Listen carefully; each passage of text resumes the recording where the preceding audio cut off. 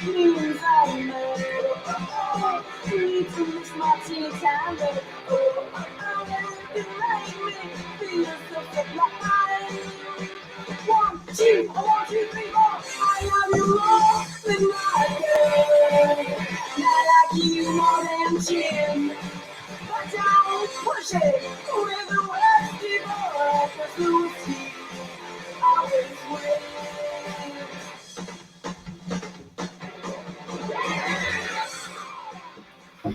Hey, this is Sailor. Welcome to another episode of Metal, Rock, and Whiskey. Hey. Hey, what's up, guys? Wow. That was fun. It's been a minute. Who are you people? I don't even know who the fuck you are anymore. Man. Hi, I'm Sailor. Nice to meet you. Matt. Matt, very nice to meet you. Yeah, the last time I think you were here, you only had one kid instead of two, and I think now so. look Yeah. at you. I kind of feel all like these changes happening. I kind of feel like I'm Marty McFly walking into like 1955 Hill Valley. I'm just like walking around, like, who am I? Where am I? What the hell is going on? It's craziness. Yeah, Yes, congratulations, yes. Matt and Jenny, on your new baby boy. Yeah. Thank you. Big Thank old you. baby boy. Thank you very much. Thank you. He is absolutely adorable and looks like he could be your first child's twin, Henry. Oh my God. I crazy. can't remember ever seeing someone with two kids that looks so much alike. So much alike. Yeah. And they both look like me. So I mean, Jen's got three of the same walking around. Or in the same house. Jenny. Send Jenny booze. I'll send her some rum, some of that new rum I got. She had her first beer the other night. It was kind of fun. I saw that. I was so excited for her. Yeah, so was I. I'm gonna send her presents. What kind of beer was it? It was a Blue Moon. Okay, that's a good starter fan. beer. Yes, yeah, that's a good starter beer for sure. Mm-hmm. So, what have you been up to, Ed, in this long hiatus that we've had that feels like 10 years? Oh my gosh, I've been working crazy hours. So don't even ask me about that. It's been nuts. I feel like it's been nuts. Yeah, right. So many people are like, "Oh my God, I'm so bored during this COVID," and I'm like, "Who the fuck you?" I feel like I'm working 20 times harder and more somehow. It's very strange. I don't know. Yeah, same. When you're in IT support and you have hundreds of people working from home all of a sudden, you know, there's all kinds of interesting things that come up. Oh, that's gotta be fun. And Matt, you're on the front lines, making sure us fine people have liquor. Yes. I mean, I've been out for about 5 weeks now for the baby, but I go back very soon. And I'm looking forward to it. Matt's one of the unsung heroes, keeping all our liquor shelves stocked. Yes. Thank you, Matt. Thank you very much. Spreading the good word of whiskey to the world, just like Sailor.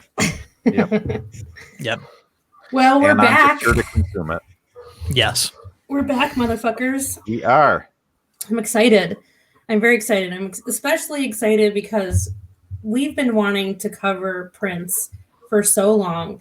We were like, we gotta wait, just like with Bowie, we gotta really wait until we're prepared and we're ready. And I feel like we were on part 1. So if you're listening to this, go back and listen to Prince part 1 so that you know what's going on here. Yeah. Fun fact: we released part 1 in 1999. Fun fact. It seems like it's been that long. Yeah. Oh man. Yeah. Yes. Yeah, it was on audio Seriously? tapes back then. We would mail out. Yes, it was on reel-to-reel tapes. They've all since burned. You'll never hear it. So here we are. We said, okay, we're finally ready to make a comeback.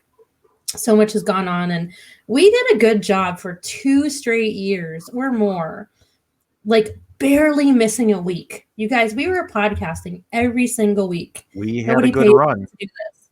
And I mean, we had deaths in the family, and we moved across the country. We had crazy, just all these things happen, and we still managed to stick to it. And then COVID got us in the ass. Mm-hmm. But we're back. And we have to do our due diligence with Prince. We have to finish that up because Absolutely. it is a very important subject before we move on to what's coming next, which I don't even know if we've decided yet. So tonight we're going to do the album battle. And there may be some of you going, oh, how could you? How dare you even battle any of his albums against each other? And we kind of felt like that too, but we're like, that's what we do. We got to do it. That's what we do. So here we are. So yeah, I feel like these two selections are albums that probably most everybody will know. Yes. I think that's one of the reasons why we picked these. These are probably two of his most popular albums. Yeah. Everybody will know these albums. So it should And also be some of his a good albums battle. you just couldn't put up against other albums because he's one of those rare musicians that is like a chameleon and can do anything. Right. And some of his albums are not even in the same stratosphere as others as far as genre goes. And that's not fair. That's like saying, well, this country album against this metal album, this is better. Well, what? They're two different genres. I mean, we could have done the 4-part or four or 5 album thing like we did with ZZ Top, but we would have come down to these 2 albums anyway. So just totally. You know, cut out that was a no-brainer. It would be these 2 albums. Yeah. Exactly. The other thing we should talk about is we're live. Well, we're not live. I mean, we're alive, but we're on video. We're live. Yes. We're recording this live. We're recording this live on video. I keep thinking all these broadcasts I do for Uncle Nearest are always live, so I'm used to saying that. So yeah, you're going to be able to watch this on our YouTube channel. And every once in a while, we will do these live so that you can join us and chat with us and hang out and tell us to fuck off or that you love us. Either one, it's fine. So this is fun. I'm really liking doing this on video. I think it's going to be really cool. So you can either listen to us in the car or on your phone, or you can watch our faces. Up to you. So hopefully everyone caught our first video podcast that we did for the year. We did a couple weeks ago with our friends Mac and Jay. That was so much fun. That was a lot of fun. And we actually need to follow up on that one as well, because we promised, if you guys have listened to that episode, we promised that we were going to play Guar for them. And we're actually, because we figured out how to share the screen on here. So you guys are going to be able to watch their reactions. Okay, this is going to be amazing. Yeah. So they have to watch I can't the movie. wait. Well, they're going to watch the movie. Well, yeah, but first we want to make them just see, they don't even know what they look like. Don't you want to see their reaction to that? I guess so, yeah. Ease them into it, I guess. I think that'd be pretty funny. Yeah, showing them the movie pretty first would be pretty harsh. Yeah, I think. It's true. You need you got to build up to it. Yeah, I need to be spoon-fed or whatever. Touche. All right, so I already ruined the point of Ed introducing the subject tonight. Sorry, Ed. That's okay. I managed to interject a little bit of explanation in there as to why we're doing what we're doing. So you did. It's all good. Good job. Well, before we get into the album battle, we talk about whiskey. But before that, let's listen to some music for a second.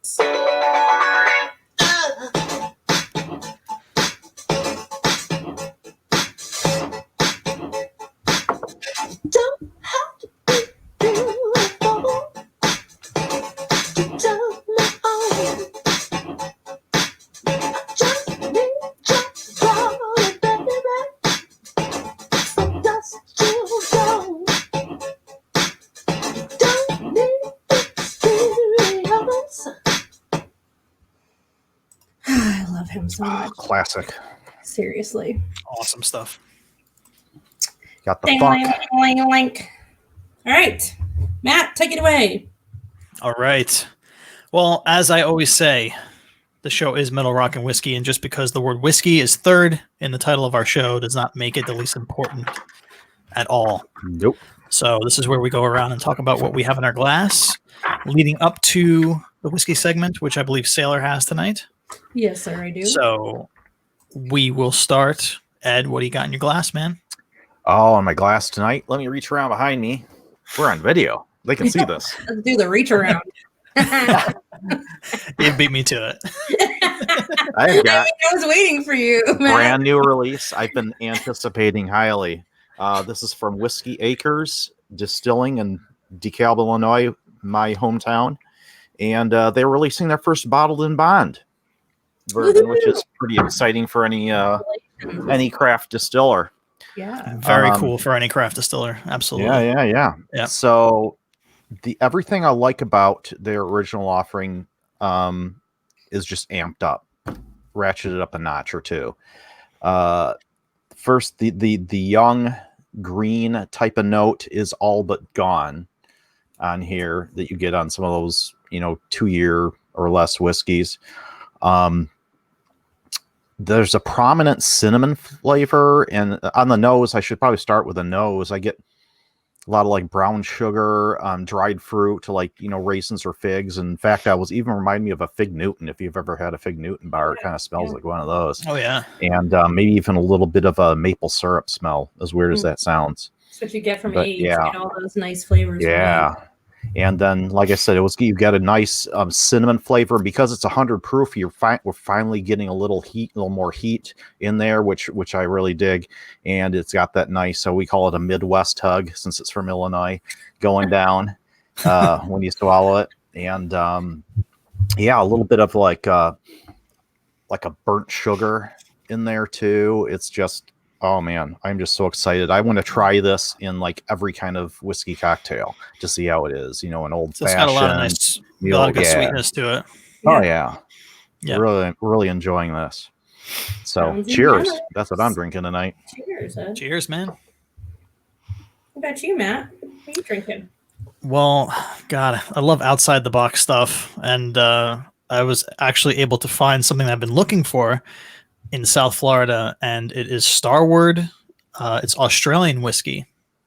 I have heard of that. The Aussies make whiskey. This is the second one from Australia I've had. Actually, the first one was one called Lark. It's from Tasmania. And that was very interesting too, because they actually use Tasmanian peat. I never knew there was such a thing, but they actually do have peat there. Is Tasmania not, I'm trying to think what their climate is. Are they not a dry climate? I thought they were deserty. I don't know a ton about it. I don't, but I just know that they use peat from Tasmania. So I guess there might be cooler places. I don't know. But Starward, great stuff from Melbourne. This one in particular is finished in red wine barrels, Australian red wine barrels. So obviously Australia very known for their wines and their vineyards.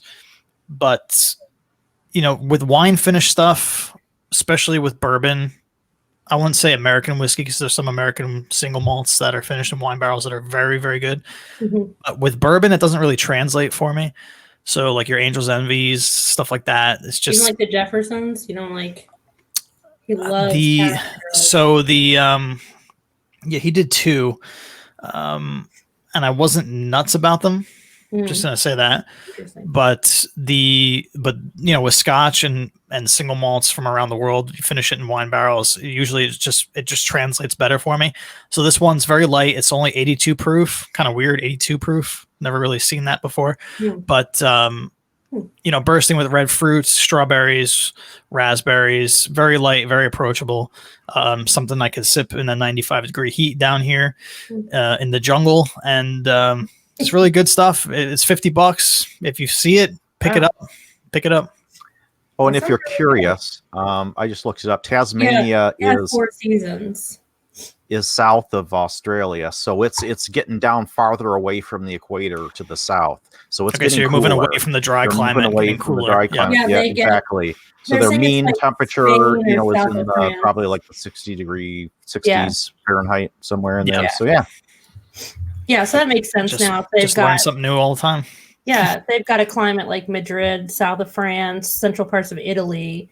It's pretty, but the peat thing isn't. That's really interesting. Yeah, I guess you can really have peat just about anywhere if you think about it. But as long as you've got like the moisture and the exactly everything else. We're growing peat now here in Washington State. Westland uses it, so. Yes. Which is really amazing. So cool. Well, those are really good selections, you guys. I chose something out of the box today for my pairing. And I'm not going to get super poetic about it like I normally do, because this Prince discussion gets too emotional and I'll cry. And now that we're on video, I don't want to cry on video. So like it's definitely not Franzia wine then. It's not If you're out of the Franzia box. wine, because we're not talking about Weird Al Yankovic or I don't know. Franzia. Who did I shit all over with the wine that time? Oh my god. Wasn't it Weird Al? I can't remember now.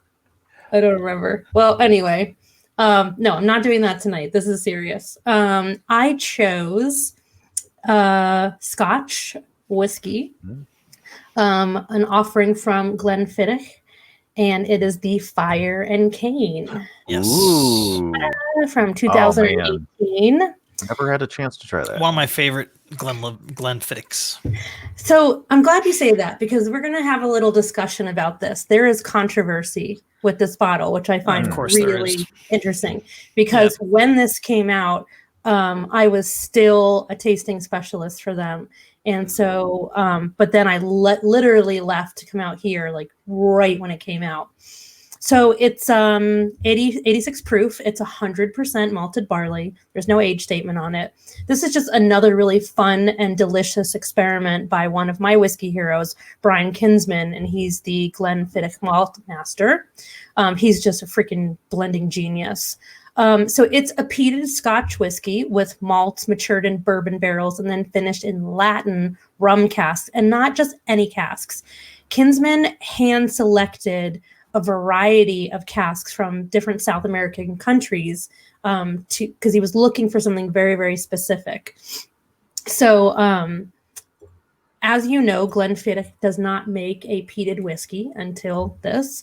And same with Balvenie. Balvenie released the Peat Week, which was their first peated whiskey. And I'm going to touch on this for a minute, and then we'll talk about it after I go through the notes. Are they doing it to rival Isla whiskeys? I don't really think so, but we'll get into that. So the nose on this guy is spectacular. So it's really soft peat and lots of heather and then light toffee and graham crackers. It's like the number one thing I get from this, like dusty graham crackers, and then lots of vanilla, which I don't get I don't get vanilla often, especially if there's any peat in there because I'm very sensitive to it. So the palate is dry oak. And again, you get that soft Highland peat, rich sweet toffee, and then came the fruit. And it's that typical fruit basket you get in non-peated Scotch whiskeys, similar to Irish whiskeys. It's all those stone fruits. And then I got deep honey and melon in there, lots of baked apple, and then the spice came later. The finish is so long. And it's probably because it's peated and I'm sensitive to that, but I really like the way it ends with the soft smoke. And here's why I chose it for tonight. So I think it's sexy with soft smokiness. It's strange at first, it's surprising, and then it's sweet and warm, and it makes you feel all tingly inside.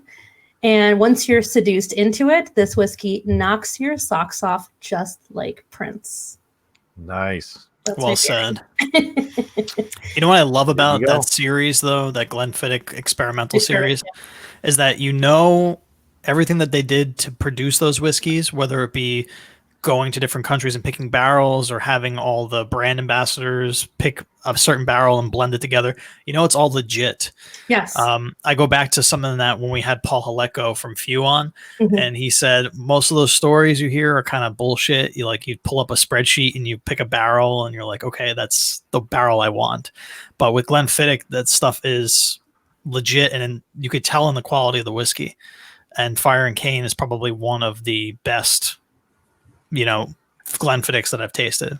Definitely. So I totally agree with you. And I mean, I had a little bit more intimate knowledge how the company works. And they have no reason to do, I don't know, like tricks and just, I don't know, like marketing crapola. They've been around forever. They're not going anywhere. They're in such a great place to be able to have someone like Kinsman on to experiment and do it in the right way, and you can tell how much he enjoys what he does by what you're tasting. So now here's the controversy. if you read reviews on this bottle from Americans, it's almost always positive. This is really exciting. It's really tasty. And if you read it from people who are into smoky scotches, who are Isla drinkers, you're going to see very bad, poor reviews, which I think is a load of bullshit. It's because what did we just say today about the Prince albums? If you want to put Diamonds and Pearls against Purple Rain, it's not even fair, I don't think. If you want to, it's different genres. How you could think, for a peated whiskey, this is garbage. Well, it's not trying to compete with an Isla. It's not trying to compete with a smoke monster. That's one category. This is another category. It is meant to be exactly what it is. And I think it's wonderful if you're new to peated whiskey, if you don't have a palate for those smoke monsters, which I don't at all. I still, on a regular basis, if I talk about Scotch, people are like, "Oh, that's the one whiskey I can't do." I'm like, well, that's probably because all you've been introduced to are these heavy peated Scotches, and it's such a big category. There's so much out there that is not, just for me, like a dry, wet sock. I don't know, like a gross, wet sock. I was introduced to Scotch in the non-peated form, and therefore I thought, I can get into Scotch. It's not bad. It's okay. Then someone gave me a taste of Laphroaig 10 year. And I'll tell you, that was like a shocker. That was definitely not my thing. But again, I don't know. Maybe it's either it's just me or maybe it's an acquired taste. I don't know. I think it's a little bit of both. It's a preference. Yeah. It's something to a Laphroaig, you have to build up to that, in my opinion. Yeah. But it's also a taste preference. I mean, there's never going to be a moment in time where someone says, keep drinking IPAs and you're going to learn to love them. I won't, because it's just not a taste that I care for. There's nothing wrong with that. Great analogy, though. It's just not a taste. And I've tried, and believe me, because and I think I've talked about this before, they smell really good. And so if someone's drinking one and says, "Oh, you want a sip?" I will always take the sip because I'm waiting to taste what everyone else is tasting, and it's just not going to happen. And it's not because I don't know beer. I have a palate for beer. I've worked in breweries. Believe me, I've had enough beer in my life. It's just that I don't care for that particular style of beer, and that's fine. But I'm not going to judge all beer on IPAs. That would be absurd. And I'm not going to taste an IPA and go, "Oh, this sucks," because I don't like IPAs. I mean, and I feel like when I was reading a lot of the reviews, that's how this whiskey was judged, and that's just bullshit. Yeah, and it's funny you say that, because they're not, like you said before, and I'll reiterate it, they're not trying to compete with any of the smoky kind of brands. They don't need to take drinkers away from that style. No. I mean, Glenfiddich, they were, I don't know if they still are, I'd have to check, but they were the number one selling single malt in the world. Yes. They're not fighting for people, to come and drink their product. Exactly. So, right. They're totally fine. And exactly. I mean, and Scotch whiskey has been, a lot of these brands we're talking about have been around for hundreds of years and have existed along with each other. And even if you do love peated whiskey, there are times when you don't want to drink that. Just like we have, on our shelves, I've got ryes and bourbons and Tennessee and everything. You want to taste something different. This is not a competition. And I'm so disappointed, especially in a lot of the whiskey reviewers, when they treat bottles like it's a competition, because that's not what it's about. And we know that, as all of us who have many bottles on our shelves. So my PSA here is, try it and give it a taste. If you're interested in Scotch and you want to taste that little bit of peat, this is the one for you. I feel the same way about the Balvenie, although I think the Balvenie Peat Week is a little bit more peat up front than this is, the Fire and Cane. So I think this is such a great introduction to that category. And maybe you will one day advance to a Laphroaig, and that's great. That's wonderful. This might be your starting point, or maybe you'll say, well, this is about as much peat as I can take, because I just think it's so beautifully blended in there with all the other wonderful flavors you expect from whiskey. It's a better price point than the Peat Week too. So, you're putting out $55 for this probably. Yeah. Peat Week's 100. Yeah. So. Yeah. Much better price point. Yeah. So that is my whiskey pairing, and that's what's in my glass. And oh, it has a beautiful color too, golden honey. Nice. Mm-hmm. Cheers. Well done as always. Thank you. Cheers, everybody. Cheers. All right, are we ready to talk about some music? Let's do it. I know I am. All right, so we are going to start talking about. I think Matt, you're starting because I screwed it up. I screwed up the thing all the way. Yes. And I didn't put it back like I was supposed to. It's all good. Roll with it. It's all good. We've been away for a while, so We have. there's room for some. Yeah, Matt, you start off. There's room for some human So Human yes. But as we said at the top of the show, we are battling 1999 versus Purple Rain. So we obviously have to start with the album 1999, which is Prince's fifth studio album. This was released on October 27th, 1982 by Warner Brothers Records. It was Prince's first top 10 album on the Billboard 200, and it actually peaked at number 9. And it was 5th in the Billboard year-end albums of 1983. I was doing a little bit more of a deep dive on this, guys, and I really thought that it would have peaked higher than this. Yeah, same. But there was a certain album that was released about 3 weeks after this that might have something to do with it, and that album was called Thriller. Yeah. So, yeah, it might have taken some of those listeners away from this great album. It's impressive, though, that against Thriller, it still peaked where it did. Touche. Very true. Very true. That's the other side of that. Released top albums that year. Yeah, that is the other side of that. Yeah. But Delirious reached number 8 on the Billboard Hot 100, while Little Red Corvette peaked at number 6, becoming Prince's highest charting U.S. single at the time. International Lover was also nominated for Best Male R&B Vocal Performance at the 26th Grammy Awards. I love that song. That's a great song. Yeah. Yep. I can't believe Little Red Corvette wasn't number 1 because I feel like, I remember it being on the radio nonstop. I thought it was a number 1 at the time. It's so weird to me. I don't know. I was so surprised to read that. I just assumed it was. Guess not. Nope. Edward. Kicking it over to you. Kicking it over to me. So it's because it's backwards. Okay. All right. You got to go down. I'm with you.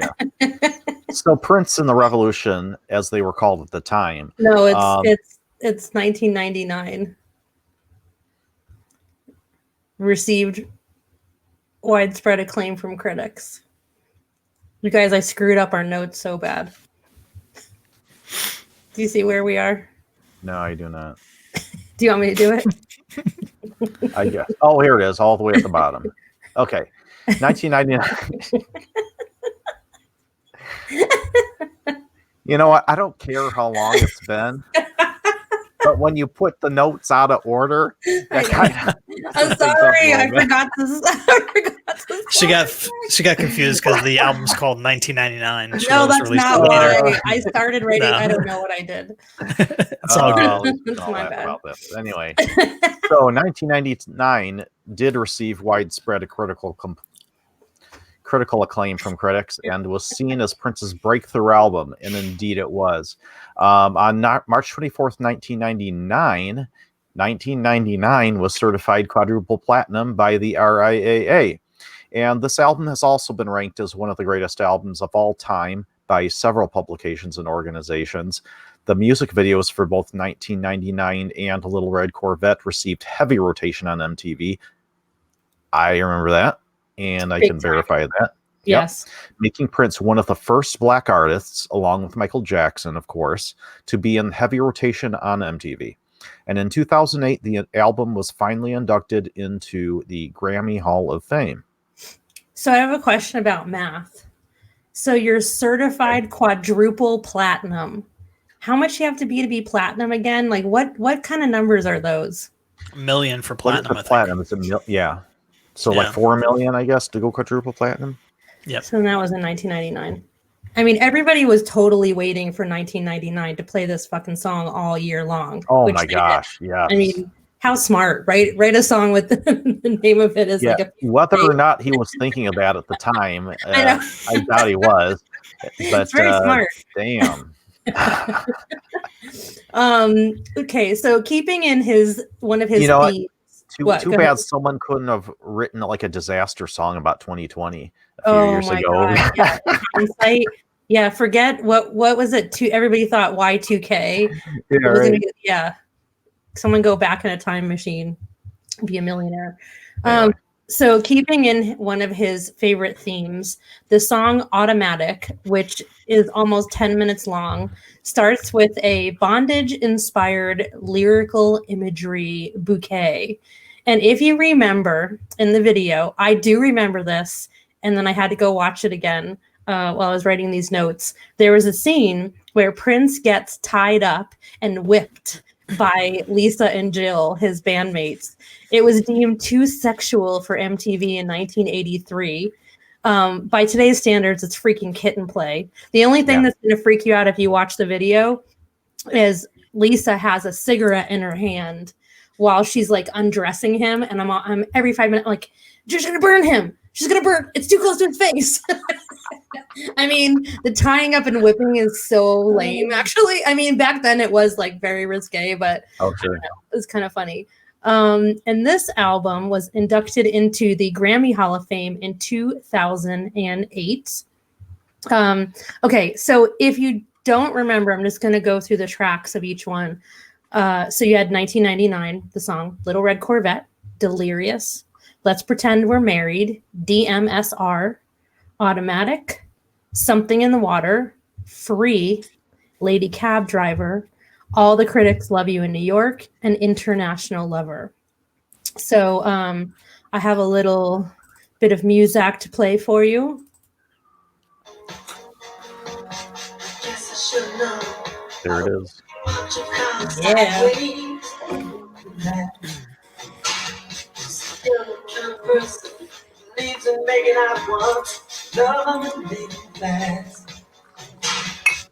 It's hard not to karaoke to this.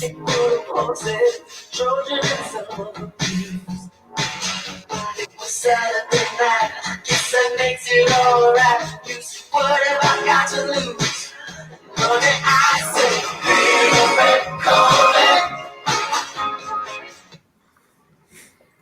You know, it's funny. I remember at the time when that came out, I was in, must have been in middle school, or that's when it was really popular. And everyone's like, you know, that song isn't really about a Corvette. Of course. And I love the premise of that song too. It's like, you know, he's just like, really? it's so 80s. He's like the typical dude with a one night stand, and then all of a sudden he grows a conscience at the end. Like, you have to make something of yourself. Don't be like this. Yeah, but not only that, he was also freaked The more out. you know. She was using him for a one night stand, and she was the one that was like when he says she had a pocket full of horses, Trojans, and some of them used. I was like, oh, maybe he's really the Little Red Corvette, though. The playa got played, though. That's what the song's about. Playa got played. Playa got played. Yeah. Because he says something like, how does it go? When I guess I felt a little nervous when I saw the pictures of the jockeys that were there before me. Before me, Get it, girl. All right.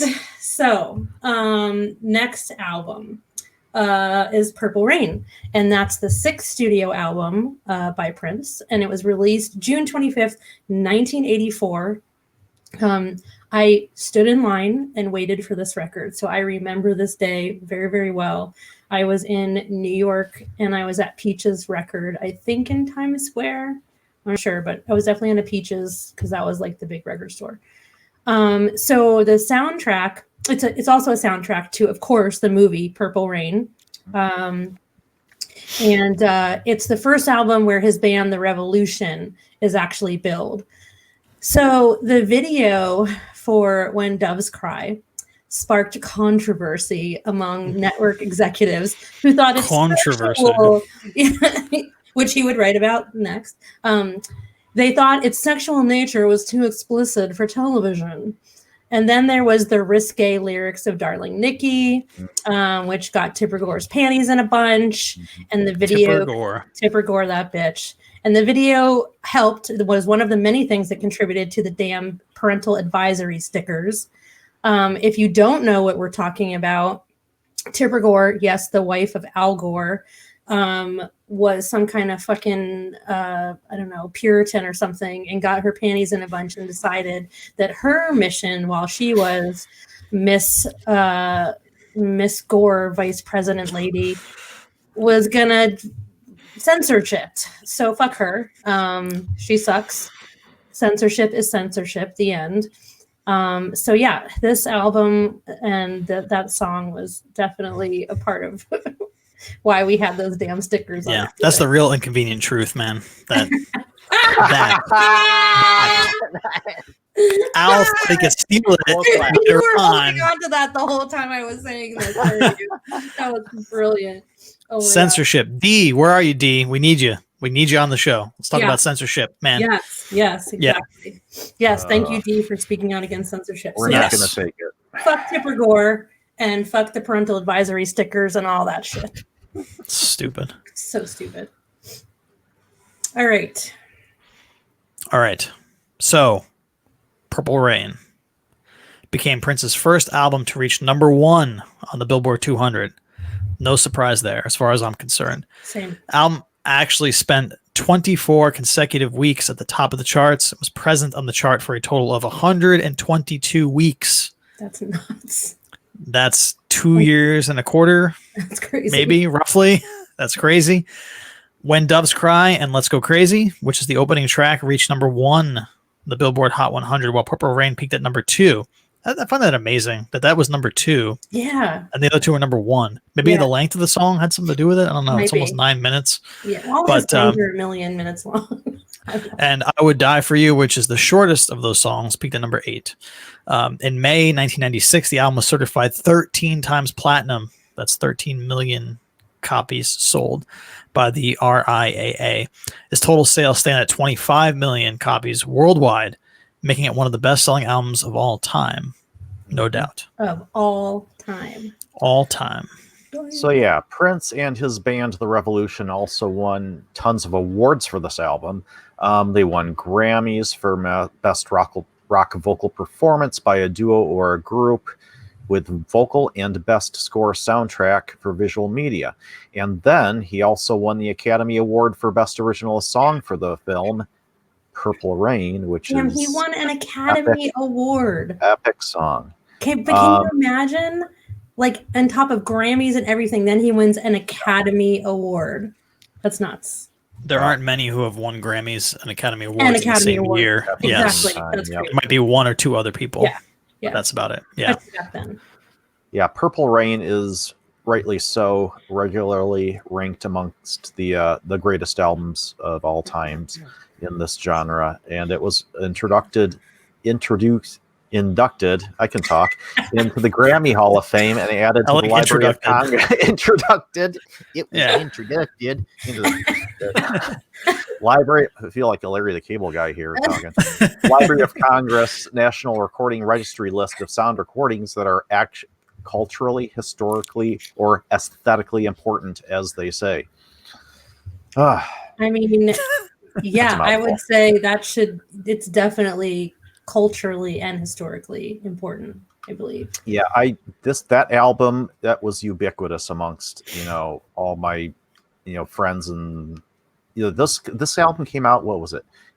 June 84. It would have been like in the summer in between my 8th grade and freshman of high school. Mm-hmm. And so, but yeah, it's like everybody had this album. Everybody. And it didn't matter what style of music you listened to. And we say this a lot about the 80s. I think we were blessed to grow up in a time like that. And I think the early 90s were like that as well.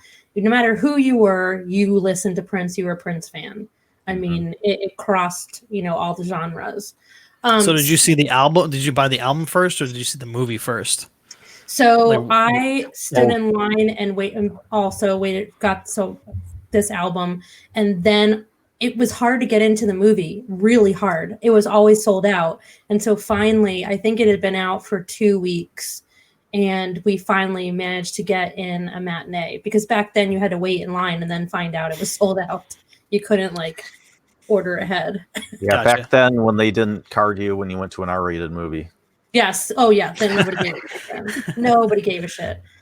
Yeah, card you. So Prince was asked to explain the meaning of the term, words, purple rain. And so he says, and quote, when there's blood in the sky, red and blue equals purple. Purple rain pertains to the end of the world and being with the one you love and letting your faith or God guide you through the purple rain. Okay. That's intense. And here's a bit of trivia, you guys. What does this song have to do with Stevie Nicks? Stevie Nicks. This was actually written as a country song first, and it was supposed to be a collaboration between Prince and Stevie Nicks. Oh my God! Thank God. Yeah, I'm gonna get there. Thank God it wasn't. That's exactly what I said. So according to Nicks, she received a 10-minute instrumental version of the song from Prince with a request to write the lyrics. 10 minutes. That's amazing. I mean, I could see how you could swing it to be a country song. Wow. If someone wanted to cover it as a country song, I could see that. Absolutely. Yeah. So she said when she got it, she said, I listened to it and I just got scared. She said, I called him back and I said, I can't do it. I wish I could. It's too much for me. It's too big for me. And so I wrote in my notes, well, thank God, Stevie. I mean, I love that lady, but we dodged a fucking bullet there. Can you imagine if we never had? Who knows? You never know. It may have been amazing too. No. I don't know how. Are you saying? Well, hold on. Whoa. Yeah. Wait. Basically just said you can improve upon Purple Rain. No, I'm not saying it would have been better. So you said who knows? Also been amazing too. I mean, maybe not quite as, but you never know. It might have been a decent song. Well, I am not a decent song. I want an amazing Purple Rain. I don't want a decent Stevie Nicks okay song. Fuck that. I'm not a Stevie Nicks fan at all. Oh, see, I'm a Stevie Nicks fan. That's why. Me too. I'm a huge Stevie Nicks fan. But compared to her contemporaries, no. I'm sorry. Well, why would you compare her to her contemporaries? Well, I'm saying that I don't think of her time. She's very much of a time and place, Stevie Nicks. Oh, okay. She was on another one of the best-selling rock albums of all time. That's fine, great band, but she had kind of a shtick that I wasn't big on. So no, that's fair. I mean, nor do I think. Yeah, go ahead. No, she is Stevie Nicks. She is a certain taste in a certain time and place. Mm-hmm. She's certainly not versatile. She's certainly not like all encompassing. She's very much Stevie Nicks, and she's made gold out of being Stevie Nicks. That's why, as much as I love her, I would not have wanted her to do this instead of him. Yeah, I think her lack of versatility is what kind of turns me it kind of away. Already exactly. Yeah. I'm right there with you. Some it could have been other artists, and I would have said that okay, but still, no. Sorry. Let's talk about the tracks real quick on this one. So you have Let's Go Crazy, Take Me With You, The Beautiful Ones, Computer Blue, Darling Nikki, When Doves Cry, I Would Die For You, Baby I'm a Star, and Purple Rain. And I'm going to play a little song, one of my favorites.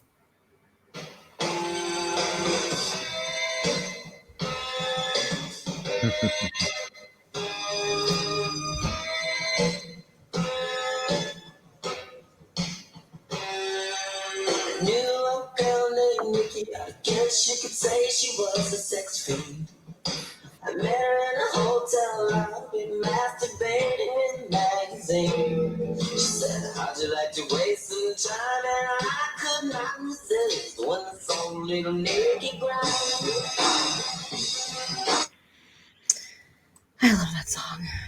There you go. And another album I had to hide from my mother, by the way. All the middle school boys were I can see why.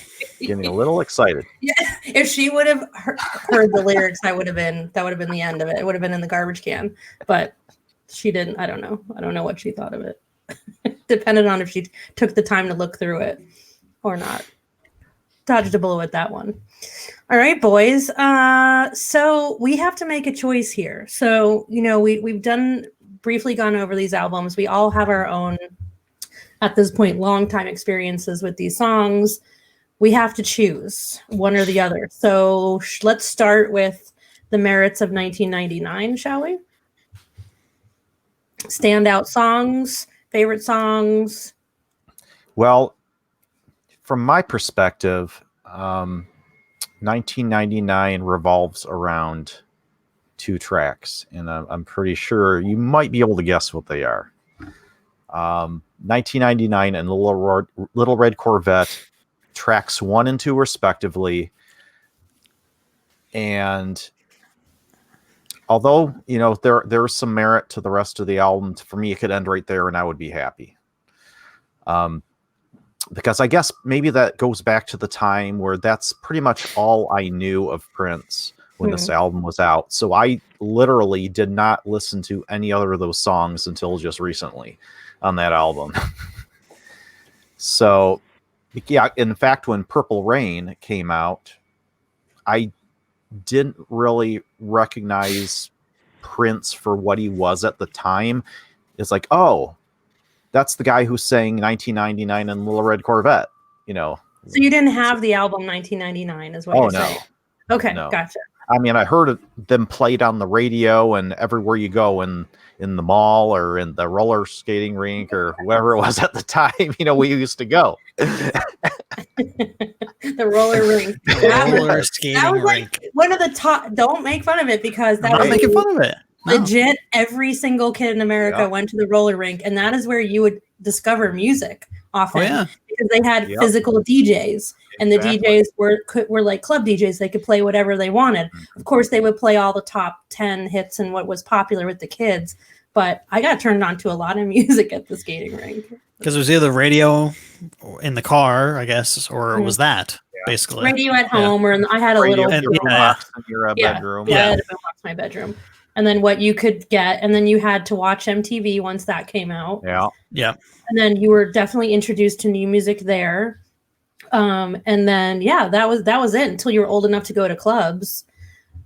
Your chances of being turned on to new music. Well, there were the magazines too. Like we were magazine kids, so I subscribed to all the like Hit Parader and Circus and Tiger Beat.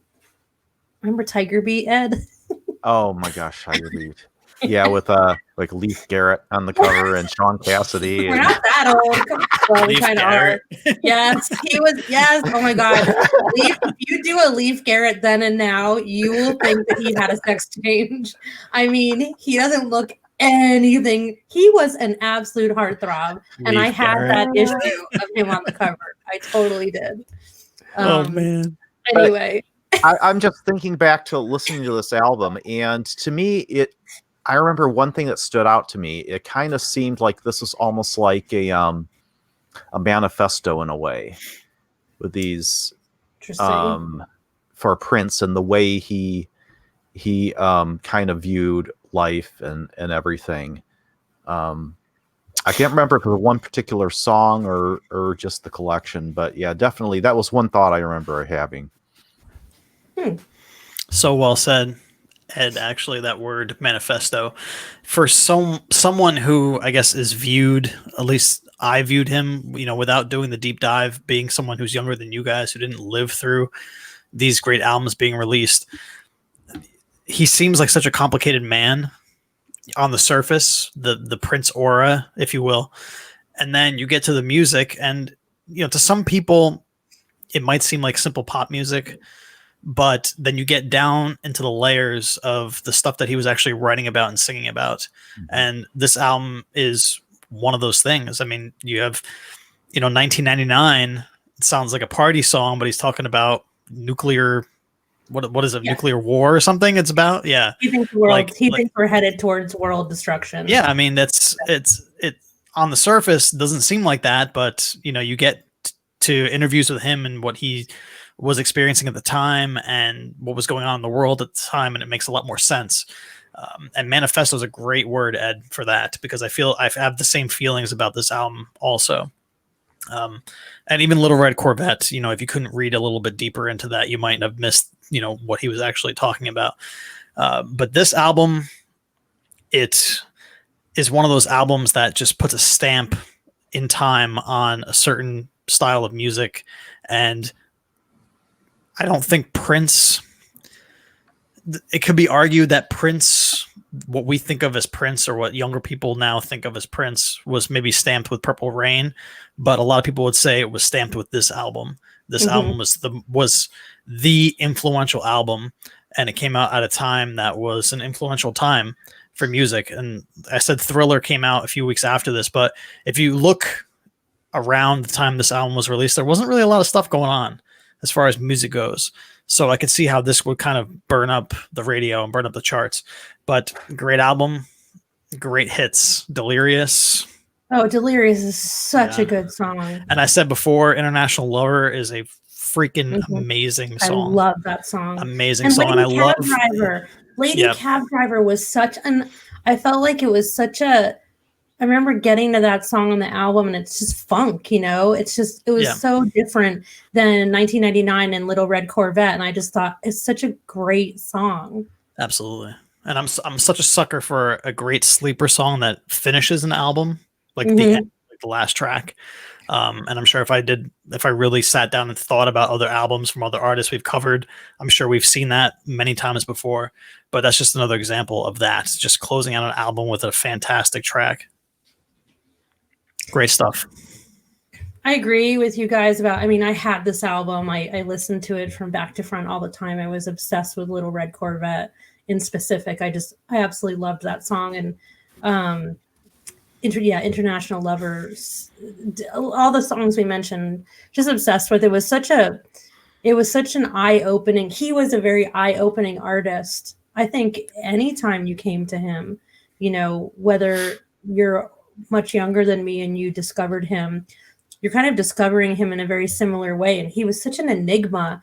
And I can remember watching him and trying to figure out what I thought about him and felt about him. I mean, he was wearing high heels, and he had, you know, he wouldn't have a shirt on with his jacket, and he was very androgynous, and he made me think of, I don't know, he made me thoughtful and made me question how I felt about his persona or someone like him. But you could tell he was so many things.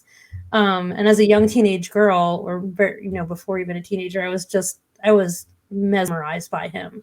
And he exuded sexuality too, which is very interesting for teenagers, and it'll either freak you out or you'll become interested.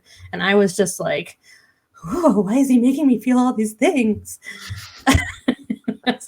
Because I think it's so funny through everything of his. Because I think there is a taboo nature around him like that. Yeah. When you have feelings like that, like you know, he's not the prototypical person that I should be looking at as a sex symbol during this time, but he exuded that, and he kind of, like I said, mesmerizing is a great word for him. Mm-hmm. Yeah, it was all the parents were freaked out. I mean, you had, this was, I mean, a little bit before Top Gun, but you know, it was Top Gun and Karate Kid, and these were the type of men you were supposed to be interested in, you know. Oh yeah, The Outsiders, like Swayze, and exactly. I mean, you did have, you know, the Duran Durans and, you know, all of that, but I don't know. Prince wasn't Boy George, but he also wasn't Duran Duran. And you knew that somehow. He walked a line in between both. You know, is he feminine? Is he masculine? Is he gay? Is he straight? I mean, all that shit matters when you're a kid and you're learning about yourself and the world, and trying to understand your own proclivities, maybe your own sexuality, your own identity. And I think, I don't know, I think much like people who grew up with Lady Gaga, I feel like people like that give you permission. And we talked about this a bit with Bowie, is when you are learning about your own identity and becoming a person, you know, with your own, all that comes with that. I think it's wonderful to have artists like that make you question everything. You know, I don't know if you're a man or a woman, but I like you. And I don't know in which way I like you. I don't know if I'm attracted to you or if I just like you. I think that's so awesome to be able to explore that through art, through music, and you learn so much more about yourself rather than growing up with all of your heroes are pretty much fucking white toast, you know, and just a straight line. And what there's, how do you figure out who the fuck you are, you know, up against that? I think when you see a Boy George and you see a Cyndi Lauper and you see Prince and Bowie and even Michael Jackson for, you know, with all the controversy about him aside, you still, none of these people were the stereotypical what they were supposed to be. You know, I agree with you about the looks, but one thing Prince had that all those other guys you mentioned had, he had the swagger. Oh yeah, you gotta admit, he had the swagger. Of course, he had swagger in spades. He had swagger even when he wasn't swaying. He had swagger when he sat on a fucking couch. He didn't even have to say anything, and he had swagger. That's what was so mesmerizing about him. Is that he did? It was like here he was, and you could tell he was a little guy dancing around in his heels, and somehow it was fucking manly. You know, it just he broke all those rules, and you could tell he was getting all the chicks, and you know the chicks loved it, and so I don't know. I feel like this album really set that stage, in my opinion, for that part of his persona and kind of, like you said, manifesto. That's a great. Well, he was commanding. He commanded attention. With his performances and everything. So he had that sort of just, you know, the power. I saw him live. Yes. I saw him live a couple of times, and he commanded the stage like nothing I'd ever experienced before. And the first time I saw him was at a concert that had, speaking of Fleetwood Mac was there, Metallica was there, Blues Travelers, Fiona Apple. God, I don't even know. Oh my gosh, who else. what a mix! Fiona Apple. It's this the Bridges or something like that. It's a fundraiser concert. I was working it, and maybe I've talked about this. I don't know. It's been 10 years since we recorded, but before he came out on stage, there was an all-black marching band that came out, like a school marching band, but it was unlike anything I had ever seen in my life. And I just remember and here's all these people there to see Fleetwood Mac and Blues Traveler, right? And within about, I don't know, 2 minutes of this band being on stage, because at first I'm like, what the fuck are people going to think of this? What's going on? Everybody was off their feet. It was on a big lawn. Everybody was just, and then here he comes, little tiny guy, and just somehow the band faded away. And he was just there, and he was just huge and massive. His persona was so large. I've never seen anything like it. It was incredible. So, all right. That's 1999. Anything else to say about this one before we move on? You said Fiona Apple. I kind of want to talk about her now. Just saying. That one-hit wonder, you know. Was she one? I think she had more than one hit. She had one really big hit. One album wonder. She's a little cuckoo, I think. She's a little cuckoo. Yeah, but she was like, I remember you guys speaking of being teenagers, like when songs came out and stuff. Like I remember when I was like 13 or 14 and she had her one big hit all over MTV. And Shadowboxing, wasn't that it?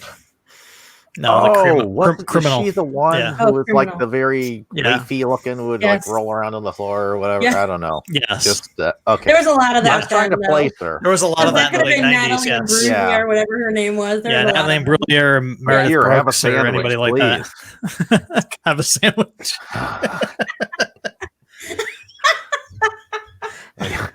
I'm sure they were eating just fine from those one hits they had. Okay, I hope so. Moving on. Let's talk about Purple Rain, shall we? All right. Who wants to start off with this one? Ed. Matt. Fine, I'll do it. Since I started, I'll start again. Yeah. So, Purple Rain. This album landed with an impact that I still feel tremors from today. The movie now at the time, unlike Sailor, I was a good boy. I didn't sneak into R-rated movies, so I didn't see the never saw the movie until much Good later boy. in life. Maybe Come you were a on, you definitely soaring snuck into boy. at least one. Come on, Come on. no, Oh, None? not once ever. once we did go in to see was it Rambo First Blood Part 2? Oh, you'll go in for Rambo, but not Purple Rain. I see. Oh, how come it on, is. I was a teenage boy. So anyway, Yeah, but man. I love the album though. Well, you miss seeing Apollonia's naked butt. So see, ha ha ha. There you go. There you go. Joke's on me. So this album, from front to back, is so good. I'm just trying to think where to start. There's so many hits on this song. Let's Go Crazy, Take Me With You, Darling and Nikki, the more infamous one, When Doves Cry, I Would Die For You. I mean, there's only 2 or 3 songs on here that wouldn't be considered hits, and I still think they're decent songs, good songs that I would listen to.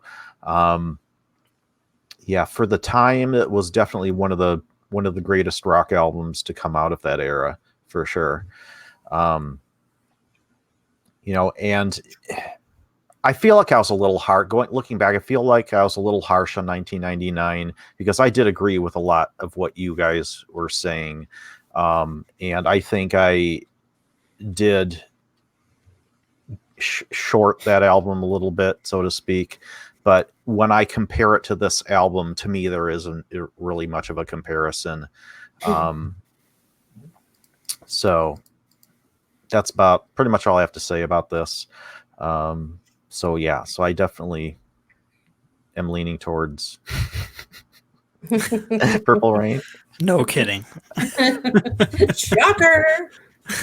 Yeah, and and again, the last thing I'll say, probably one of the all-time greatest songs to close out an album.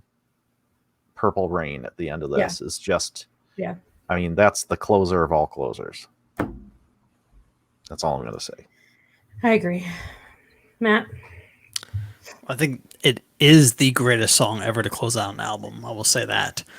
But when you're talking great pieces of music, and I'm not talking about like songs from, modern music eras. I'm talking about great pieces of music. So I'm talking like Beethoven and Tchaikovsky shit, like that, all that stuff included. When you talk about great pieces of music, Purple Rain, the song, is in that group. I'm putting it in that group. For sure. Yeah. So if you're talking about I'll say 50. If you're talking about the 50 greatest pieces of music ever written, Purple Rain is in that group. And I'm going back, centuries here. So that alone puts this album above most.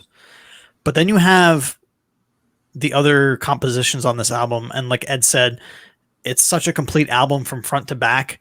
And then when you could put Purple Rain at the end and just completely, he's already taken you for a ride for 8 songs here, and then you put Purple Rain on the 9th track for 9 minutes, you're ascending to heaven. Like like there's no other like demonstrative word I can use for that. Like that is the ultimate. There's no letdown. It's just he's lifting you up at the end of the album. They had to be at the end because there's no way you could follow. It had to be at the end. No, you're right. No. If it would be great if it was number 1 on the album, but it would not be the same if it wasn't the last album, the last song on the album. But as far as albums go in the last 30, 35 years, well, this would be 36 years. All right, last 40 years. Jesus. It's one of the for real, right? No, not 40. No. Well, it's 84. I'm 36 years old. So in the last 40 years, oh my God. yeah. Oh my God. We lost Sailor for the rest of the show. I gotta go, guys. I gotta go throw up. When you talk about, damn, I was little when I was. When you talk about complete albums in the last 40 years, this is I put it up there with anything. Name something. It's up there. So Thriller, I got to go back to Thriller, because Thriller is a complete album from front to back. Yeah, it really is. And I'm just thinking of something that's contemporary. I'm not a big Bruce fan. Born in the USA to some is a very complete album from front to back. It came out in the same year, but I hate Bruce. Yeah, but I shouldn't say I hate Bruce, but there's some artists that have done like the album is one complete thing. Yeah. Dark Side of the Moon. Thriller, Dark Side, very good. Yeah. So like I would put in that category. Dark Side, Thriller, it's there with that, definitely. Yeah, I agree. I think what this comes down to for me is I love just as many songs on 1999 as I do on this album. But I think what it comes down to is, like you said, Purple Rain is one of the most stunning things ever written in the history of music. It is a fucking masterpiece. I really believe it will be looked upon as like Beethoven's Fifth, 200 years from now. I believe that, because no joke, you're real, for real. Truly, I mean, and people musicians have said this, and this has been stated a lot. If you strip everything away as a composition, it is an incredible composition. I mean, he was a composer first, period, and that's why he was able to write such incredible songs for other artists as well. He was just a composer of all different styles and all different things. So the world can't be without Purple Rain. I can't be without Purple Rain.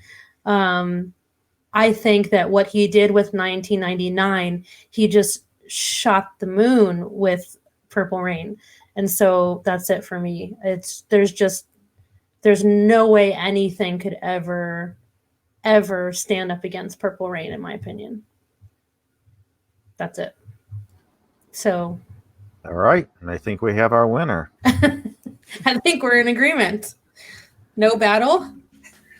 We need to stop doing these artists because we haven't had a battle in a long time. No fist fights and disagreements here. No, I know. We got to do something that Matt hates. What was the one he got really mad at us with? Oh, calling Def Leppard heavy metal. Oh, definitely. That got you so mad. Yeah. A Journey, too. That's one of my favorite episodes. Yeah. Oh, the Def Leppard and Journey. Yeah. The Poop Sunday. Diarrhea Sunday. Diarrhea Sunday. So mad. Oh my god. Oh my god. That's the closest I think I've ever seen you two come into blows. I think that because usually we would agree. Yeah. Jake and I would go for each other's throats. Oh my gosh, that was hilarious. Well, I didn't have too many nice things to say about Queensryche either. And I know Queensryche is, but it wasn't anywhere close to Journey or anything. No, you literally shit so hard on that. I was like, how the fuck can you shit so hard on this song? Like, just because you don't like it, you can't say it's a bad song. It's a beautifully written song. It's got beautiful lyrics. I mean, everything about it is amazing. Anyway, listeners, go back and listen to that episode if you're curious to hear. All right, before we go.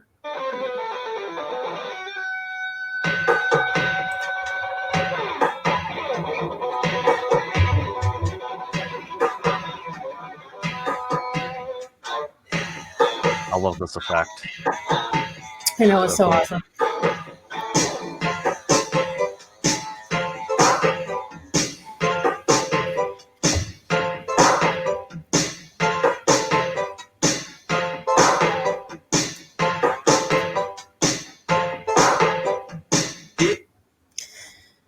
I didn't cut that one very well, sorry.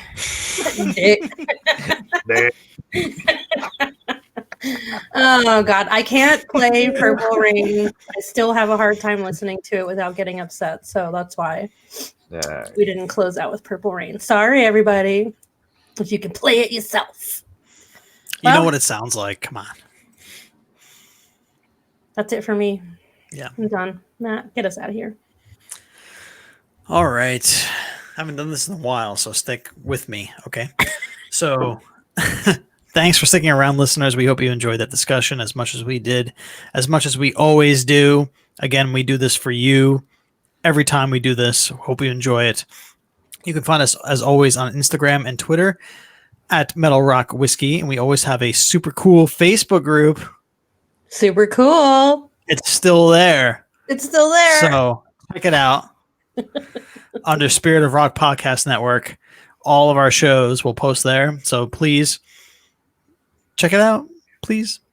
And follow us individually. You can find me at the Whiskey Obsessor, as you can see right there on your screen.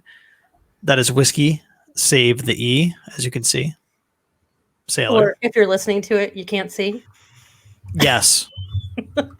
You can But find I would me. hope that you listen to more than one show so you know that it's Whiskey Obsessor, save the E. Save the E. I think everybody knows to save the E by now. Yes. I'm Sailor. You can find me all over the place as Sailor Retro. And you can also go to Spirit of Rock Pods and find a whole bunch of new shows. You guys, we just added a new show, and now I can't remember the name of it. Sorry, Kitty. I'll be better prepared next time. It's been a while. But the network is growing. So super amazing. Yes, the network is growing. So the girls haven't done anything in a while. COVID has been really rough on Miss Kayla. And then, of course, Jenny was pregnant and having a baby. And, that's kind of time consuming. But you still have Wrestling with Respect. Matt's holding down the fort on that. And then we have Drinking Like Ladies. And then the new podcast is Kitty from Drinking Like Ladies and a wine sommelier. It's so cool. Why can't I remember the fucking name of it? Sorry. Anyway, check them out. Let's not forget the Unstoppable Rock podcast by our friends at Absolutely. Yes. Our friends who are now holed up in Maine who provide our lovely show music. That's right. And they can always find me right here, there, if you see it on the screen. At Bourbon Geek on Instagram. And hey, listeners, if you love us, or heck, even we'll take a like, even if you just like us, please, we ask you hit that subscribe button and give us a review. It really does matter to us, and it helps us in the rankings. And please tune in next week or the week after that, whenever it may be, for another episode of Metal Rock and Whiskey. And I'm going to do my outro a little different today. I'm going to retire Fuck You, Lars. And I'm going to say, fuck racism. I'll drink to that. Yes.